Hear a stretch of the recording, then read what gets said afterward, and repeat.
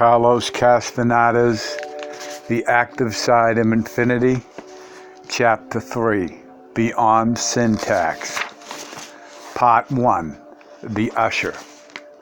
I was in Don Juan's, I gotta put the light on here. I was in Don Juan's house in Sonora, sound asleep in my bed when he woke me up. I had stayed up practically all night, mulling over concepts that he had explained to me. "You have rested enough," he said firmly, almost gruffly, as he shook me by my shoulders. "Don't indulge in being fatigued. Your fatigue is more than fatigue, a desire not to be bothered. Something in you resents being bothered, but it's most important that you excavate that part of you until it breaks down. Let's go for a hike." Don Juan was right. There was some part of me that resented immensely being bothered. I wanted to sleep for days and not think about Don Juan's sorcery concepts anymore. Thoroughly against my will, I got up and followed him. Don Juan had prepared a meal, which I devoured as if I hadn't eaten for days. And then we walked out of the house and headed east toward the mountains. I had been so dazed that I hadn't noticed that it was early morning until I saw the sun, which was right above the eastern range of the mountains. I wanted to comment to Don Juan that I had slept all night without moving, but he hushed me. He said that we were going to go on an expedition to the mountains to search for specific plants. "What are you going to do with those plants you going to collect, Don Juan?" I asked as soon as we had started off. "They are not for me," he said with a grin. "They are for a friend of mine, a botanist and pharmacist. He makes potions with them." "Is he a Yaqui, Don Juan? Does he live here in Sonora?" I asked. "No, he isn't the Yaqui, and he doesn't live here in Sonora. You'll meet him someday." "Is he a sorcerer, Don Juan?" "Yes, he is," he replied dryly. I asked him then if I could take some of the plants to be identified at the Botanical Garden at UCLA. Surely, he said. I had found out in the past that whenever he said surely, he didn't mean it. It was obvious that he had no intention whatsoever of giving me any specimens for identification. I became very curious about his sorcerer's friend and asked him to tell me more about him, perhaps describe him, telling me where he lived and how he got to meet him. Whoa, Don Juan said, as if I were a horse. "Hold on. Who are you, Professor Lorca? Do you want to study his cognitive system?"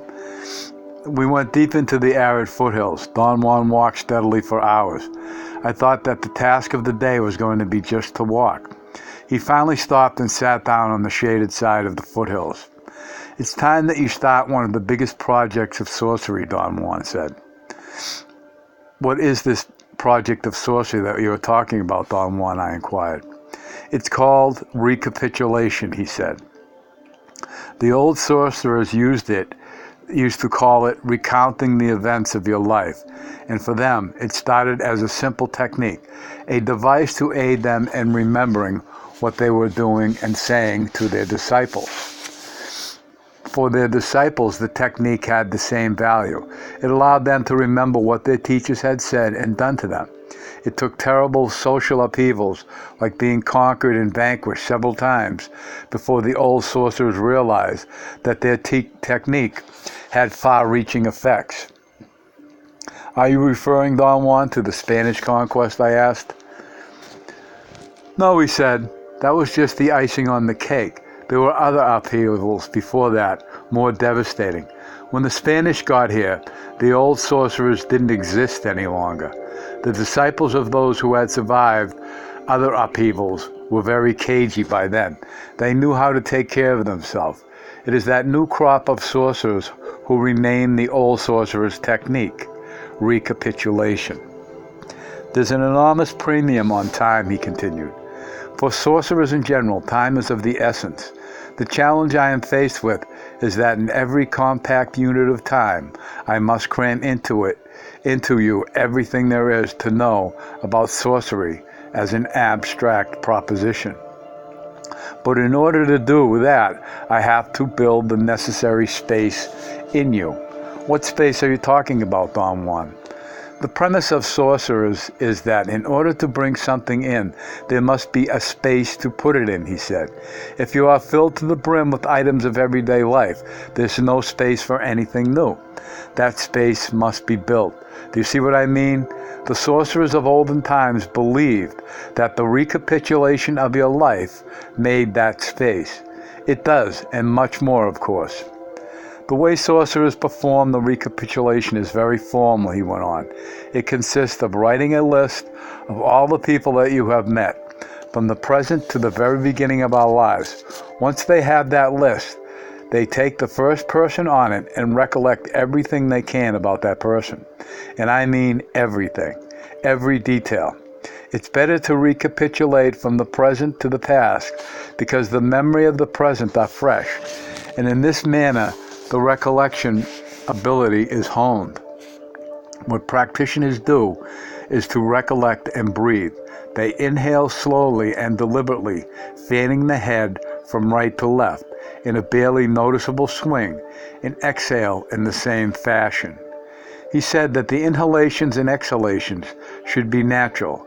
If they are too rapid, one would enter into something that he called tiring breaths that required lower breathing afterward in order to calm down the muscles. What do you want me to do, Don Juan, with all this? I asked. You begin making your list today, he said. Divide it by years, by occupations, arrange it in any order you want, but make it sequential. And the most recent person first, and end with mommy and daddy. And then remember everything about them. No more ado than that. As you practice, you will realize what you are doing. On my next visit to his house, I told Don Juan that I had been meticulously going through the events of my life, and that it was very difficult for me to adhere to his strict format and follow my list of persons one by one. Ordinarily, my recapitulation took me every which way. I let the events decide the direction of my recollection. What I did, which was volitional, was to adhere to a general unit of time, for instance. For instance, I had begun with the people in the anthropology department, but I let my recollection pull me to anywhere in time from the present to the day I started attending school at UCLA. I told Don Juan that an odd thing I had found out, which I had completely forgotten, was that I had no idea that UCLA existed until one night when my girlfriend's roommate from the college came to Los Angeles. We picked her up at the airport. She was going to study musicology at UCLA. Her plane arrived in the early evening, and she asked me if I could take her to the campus so she could take a look at the place where she was going to spend the next 4 years of her life. I knew where the campus was, for I had driven past its entrance on Sunset Boulevard endless times on my way to the beach. I had never been on the campus, though. It was during semester break. The few people that we found directed us to the music department.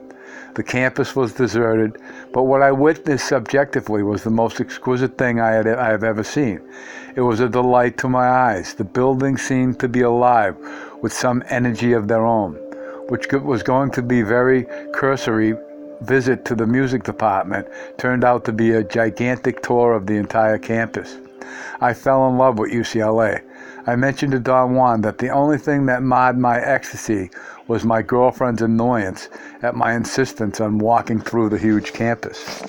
What the hell could there be in here, she yelled at me in protest.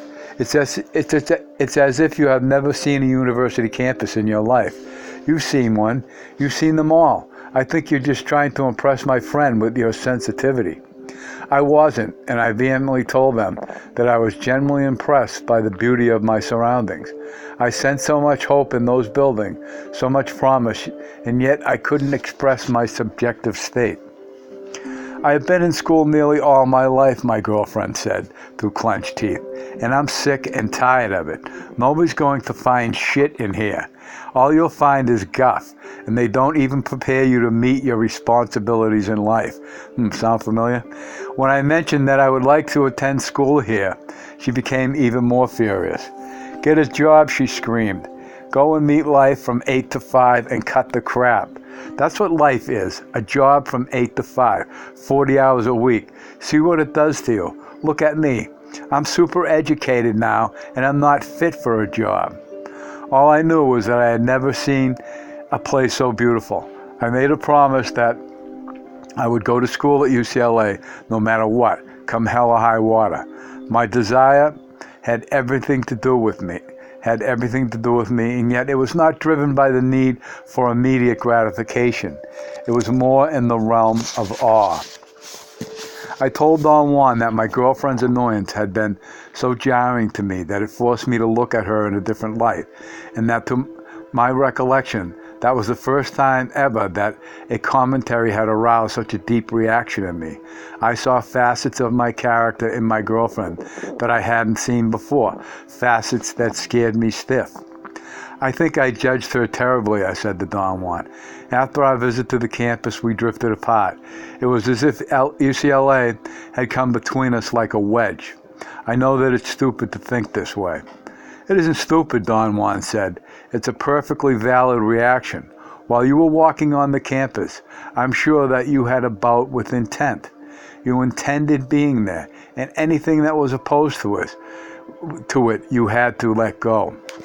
But don't overdo it, he went on. The touch of a warrior traveler is very light, although it is cultivated. The hand of a warrior traveler begins as a heavy, gripping iron hand, but becomes like the hand of a ghost, a hand made of gossamer. Warrior travelers leave no marks, no tracks. That's the challenge for warrior travelers. Don Juan's comments made me sink into a deep, morose state of recriminations against myself, for I knew, from the little bit of my recounting, that I was extremely heavy-handed, obsessive, and domineering. I told Don Juan about my ruminations. The power of recapitulation, Don Juan said, is that it stirs up all the garbage in our lives and brings it to the surface. Then Don Juan delineated the intricacies of awareness and perception, which were the basis of the recapitulation. He began by saying that he was going to present an arrangement of concepts that I should not take as sorcerer's theories under any condition, because it was an arrangement formulated by the shamans of ancient Mexico as a result of seeing energy directly as it flows in the universe. He warned me that he would present the units of this arrangement to me without any attempt at classifying them or ranking them by any predetermined standard. I am not interested in classifications, he went on. You have been classifying everything all your life. Now you are going to be forced to stay away from classifications. The other day when I asked you if you knew anything about clouds, you gave me the name of all the clouds and the percentage of moisture that one should expect from each one of them. You were a veritable weatherman. But when I asked you if you knew what you could do with clouds personally, you had no idea what I was talking about. Classifications have a world of their own, he continued. After you begin to classify anything, the classification becomes alive and it rules you. But since classifications never started as energy-giving affairs, they always remain like dead logs. They are not trees, they are merely logs. He explained that the sorcerers of ancient Mexico saw that the universe at large is composed of energy fields in the form of luminous filaments. They saw zillions of them wherever they turned to see. They also saw that those energy fields arrange themselves in currents of luminous fibers, streams that are constant, perennial forces in the universe, and that the current or stream of filaments that is related to the recapitulation was named by those sorcerers the dark sea of awareness, and also the eagle. He stated that those sorcerers also found that every creature in the universe is attached to the dark sea of awareness at a round point of luminosity that was apparent when those creatures were perceived as energy. On that point of luminosity, which the sorcerers of ancient Mexico called the assemblage point, Don Juan said that the perception was assembled by a mysterious aspect of the dark sea of awareness. Don Juan asserted that on the assemblage point of human beings, zillions of energy fields from the universe at large, in the form of luminous filaments, converge and go through it. These energy fields are converted into sensory data, and the sensory data is then interpreted and perceived as the world we know. Don Juan further explained that what turns the luminous fibers into sensory data is the dark sea of awareness. Sorcerers see this transformation and call it the glow of awareness, a sheen that extends like a halo around the assemblage point. He warned me then that he was going to make a statement which, in the understanding of sorcerers, was central to comprehending the scope of the recapitulation. Putting an enormous emphasis on his words, he said that what we call the senses in organisms is nothing but degrees of awareness. He maintained that if we accept that the senses are the dark sea of awareness, we have to admit that the interpretation that the senses make of sensory data is also the dark sea of awareness. He explained at length that to face the world around us in the terms that we do is the result of the interpretation system of mankind with which every human being is equipped. He also said that every organism in existence has to have an interpretation system that permits it to function in its surroundings. The sorcerers who came from the apocalyptic upheavals I told you about, he continued, saw that at the moment of death, the dark sea of awareness sucked in, so to speak, through the assemblage point, the awareness of living creatures. They also saw that the dark sea of awareness had a moment's, let's say, hesitation when it was faced with sorcerers who had done a recounting of their life. Unbeknownst to them, some had done it so thoroughly that the dark sea of awareness took their awareness in the form of their life experience, but didn't touch their life force. Sorcerers found out a gigantic truth about the forces of the universe. The dark sea of awareness wants only our life experiences, not our life force. The premise of Don Juan's elucidation were incomprehensible to me. Or perhaps it would be more accurate to say that I was vaguely and yet deeply cognizant of how functional the premises of his explanations were. The sorcerers believe, Don Juan went on, that as we recapitulate our lives, all the debris, as I told you, come to the surface. We realize our inconsistencies, our repetitions, but something in us puts in a tremendous resistance to recapitulation. Sorcerers say that the road is free only after a gigantic upheaval, after the appearance on our screen of the memory, an event that shakes our foundations with its terrifying clarity of detail. It's the event that drags us to the actual moment that we lived it. Sorcerers call that event the Usher, because from then on, every event we touch is relived, not merely remembered. Walking is always something that precipitates memories, Don Juan went on. The sorcerers of ancient Mexico believe that everything we live, we store as a sensation on the backs of our legs. They considered the backs of our legs to be the warehouses of man's personal history. So let's go for a walk in the hills now. We walked until it was almost dark. I think I have made you walk long enough, Don Juan said when we were back at his house, to have you ready to begin this sorcerer's maneuver of finding an usher, an event in your life that you will remember with such clarity that it will serve as a spotlight to illuminate everything else in your recapitulation with the same or comparable clarity. Do what sorcerers call recapitulation pieces of a puzzle. Something will lead you to remember the event that will serve as your usher. He left me alone, giving me one last warning. Give it your best shot, he said. Do your best. I was extremely silent for a moment, perhaps due to the silence around me. I experienced then a vibration, a sort of jolt in my chest. I had difficulty breathing, and suddenly something opened up in my chest that allowed me to take a deep breath. And a total view of a forgotten event of my childhood burst into my memory, so as if it had been held captive and was suddenly released. I was at my grandfather's studio where he had a billiard table, and I was playing billiards with him. I was almost 9 years old then.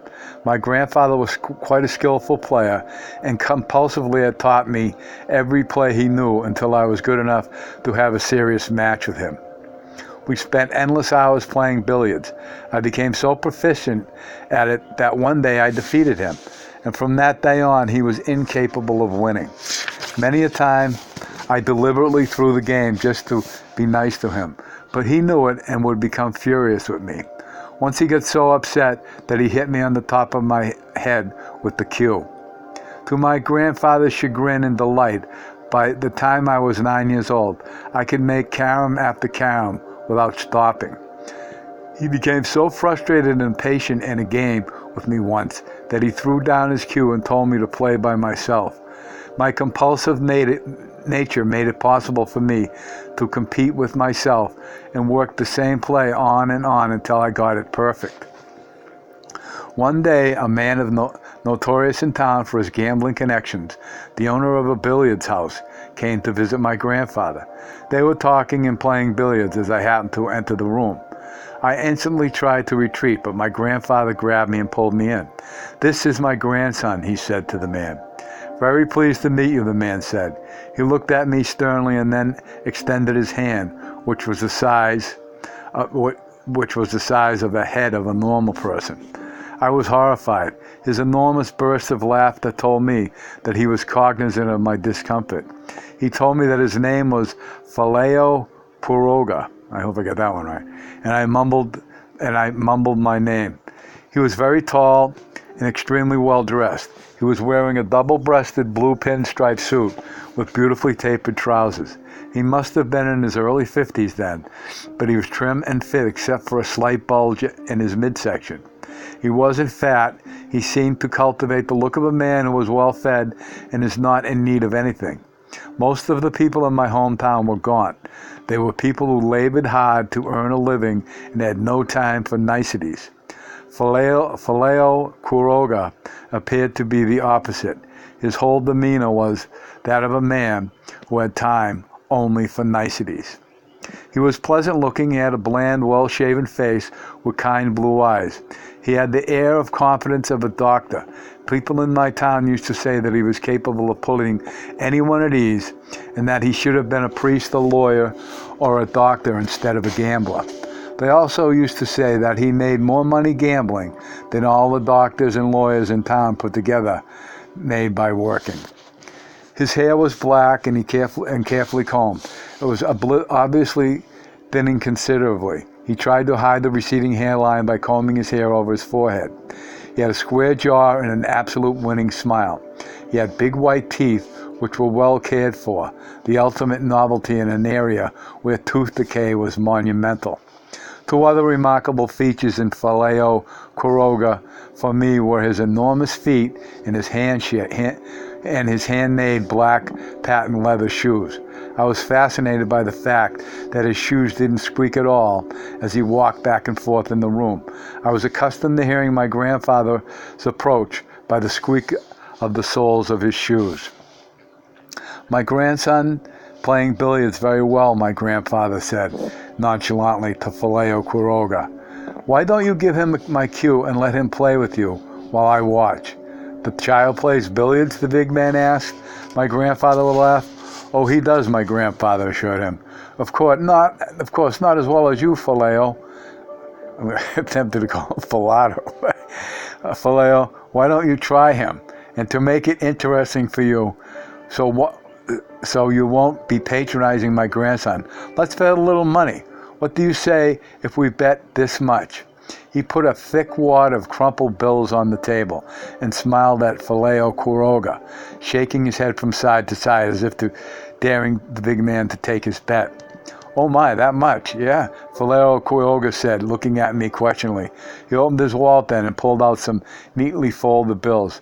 This for me was another surprising detail. My grandfather's habit was to carry his money in every one of his pockets all crumpled up. When he needed to pay for something, he had to straighten out the bills in order to count them. Valero Quiroga didn't say it, but I knew that he felt like a highway robber. He smiled at my grandfather and, obviously out of respect for him, put his money on the table.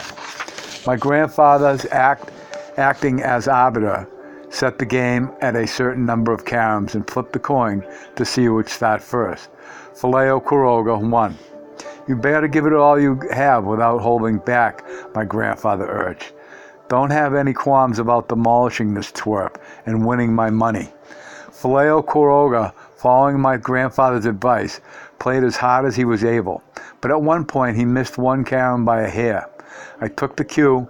I thought I was going to faint, but seeing my grandfather's glee, he was jumping up and down, calmed me. And besides, it irked me to see Valero Quiroga about to split his sides laughing when he saw the way I held the cue. I couldn't lean over the table, as billiards is normally played, because of my height, but my grandfather, with painstaking patience and determination, had taught me an alternative way of playing.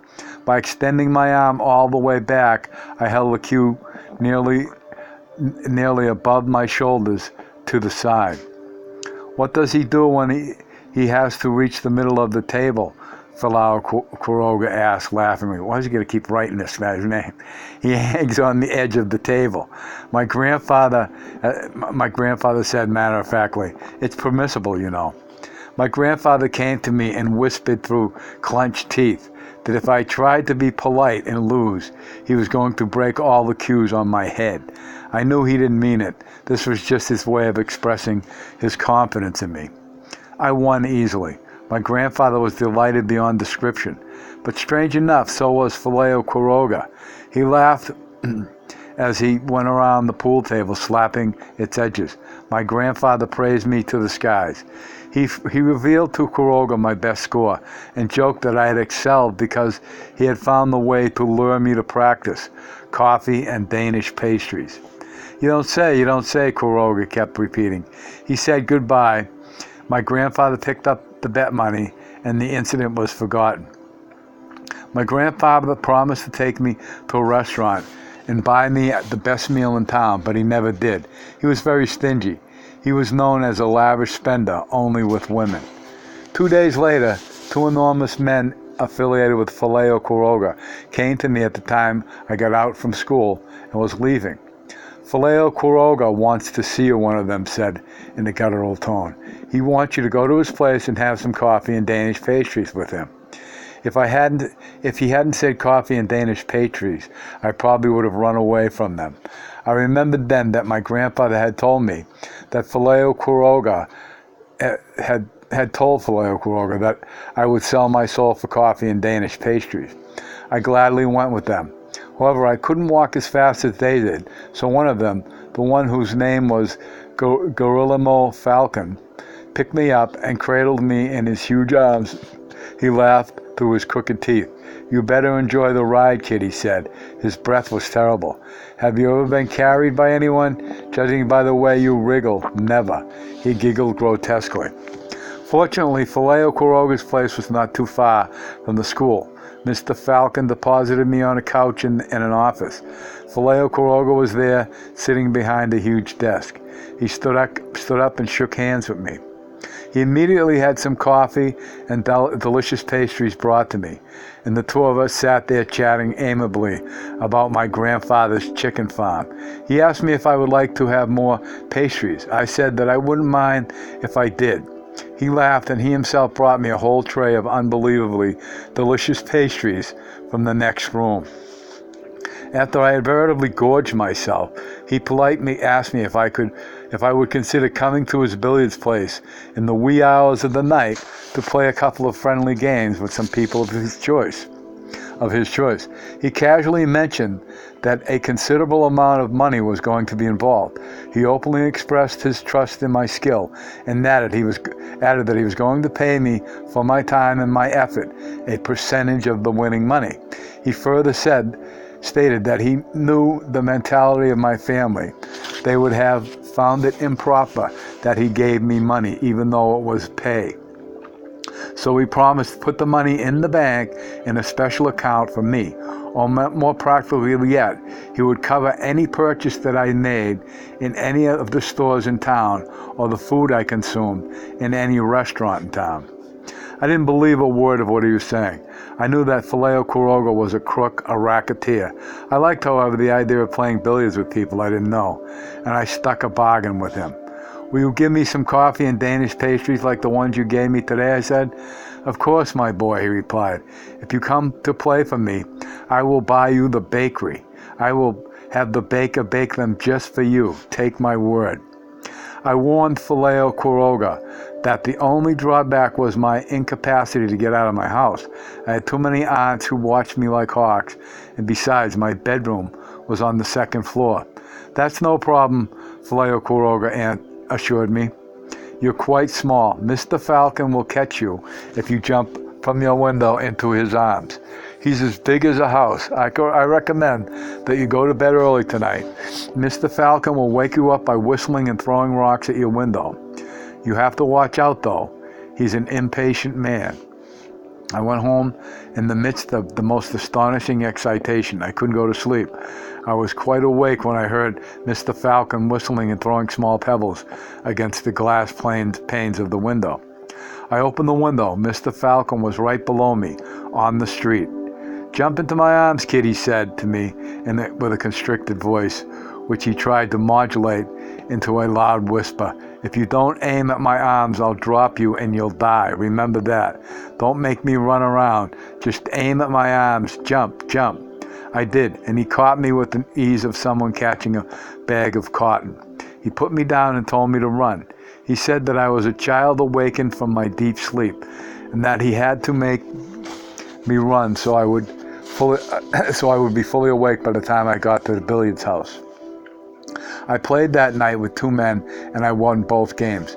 I had the most delicious coffee and pastries that one could imagine. Personally, I was in heaven.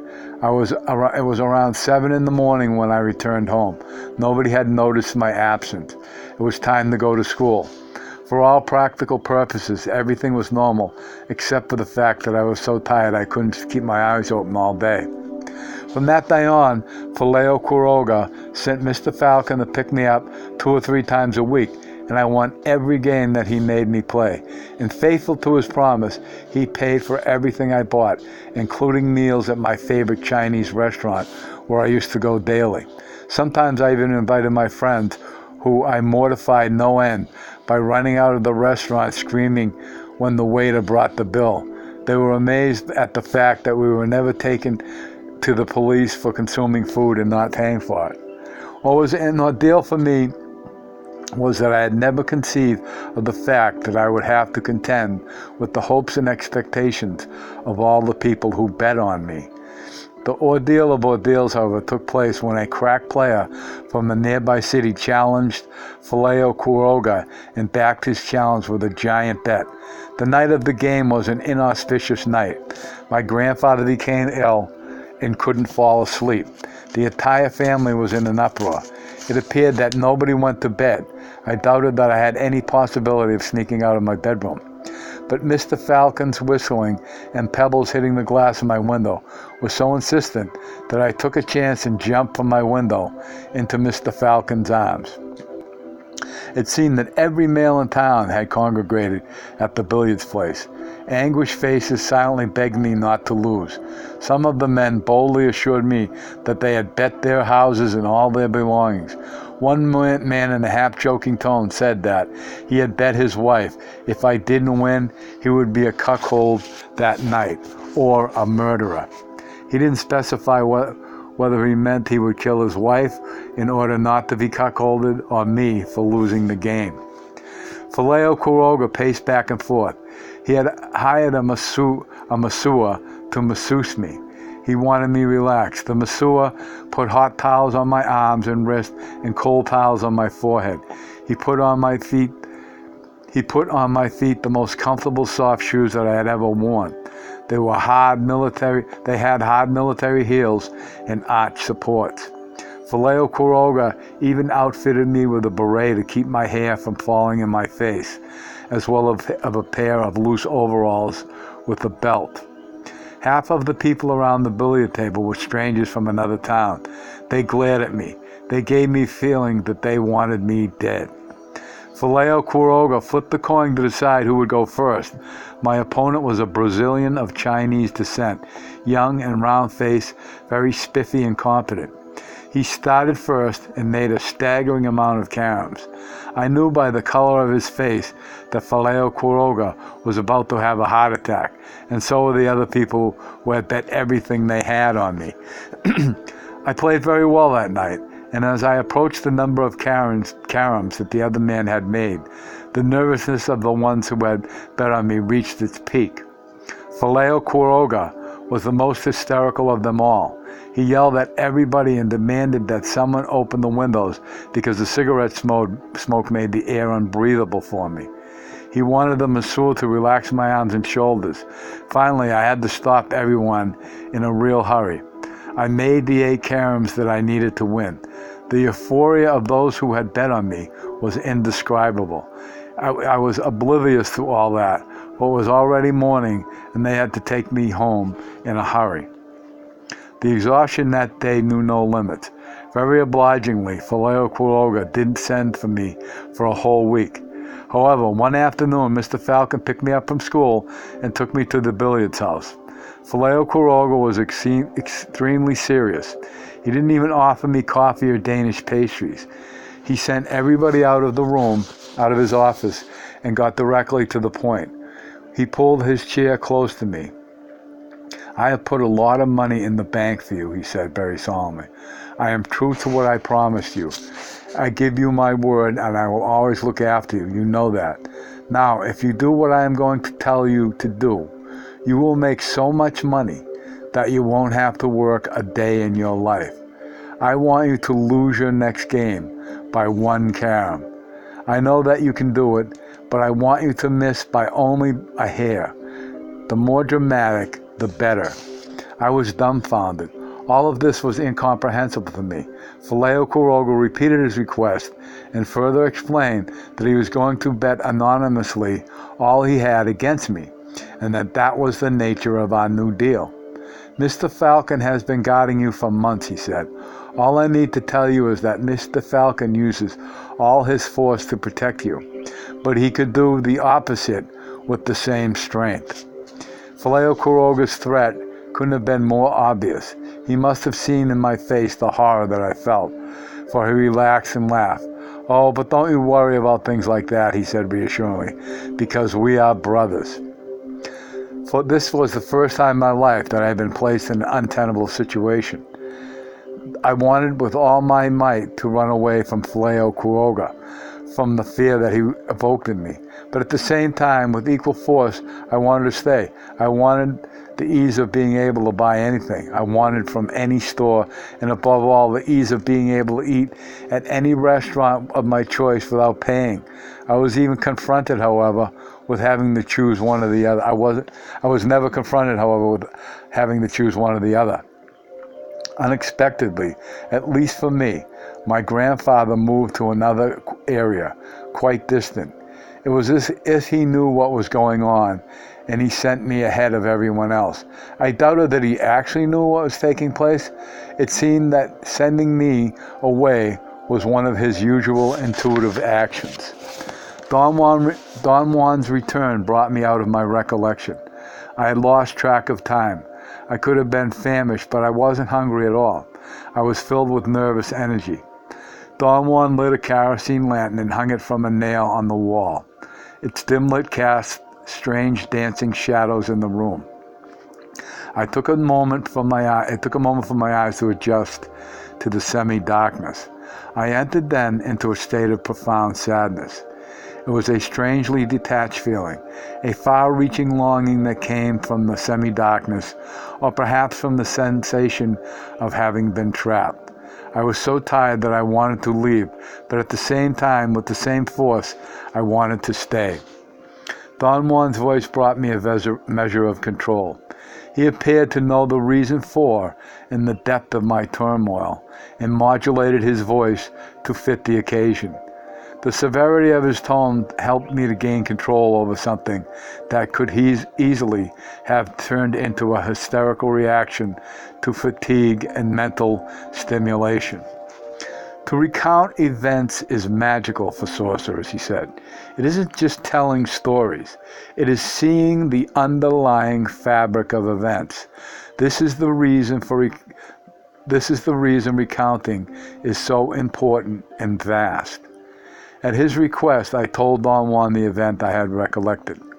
How appropriate, he said, and chuckled with delight. The only commentary I can make is that the warrior travels roll with the punches. They go wherever the impulse takes them. The power of a warrior travel is to be alert, to get maximum effect from minimal impulse. And above all, their power lies in not interfering. Events have a force, a gravity of their own, and travelers are just travelers. Everything around them is for their eyes alone. In this fashion, travelers construct the meaning of every situation, without ever asking how it happened this way or that way. Do you remember an event that sums up your total life, he continued? You are always faced with a situation that is the same as the one you never resolved. You never really had to choose whether to accept or reject Phileo Quiroga's crooked deal. Infinity always puts us in this terrible position of having to choose, he went on. We want infinity, but at the same time we want to run away from it. You want to tell me to go and jump in a lake, but at the same time you are compelled to stay. It would be infinitely easier for you to just be compelled to stay. End of chapter.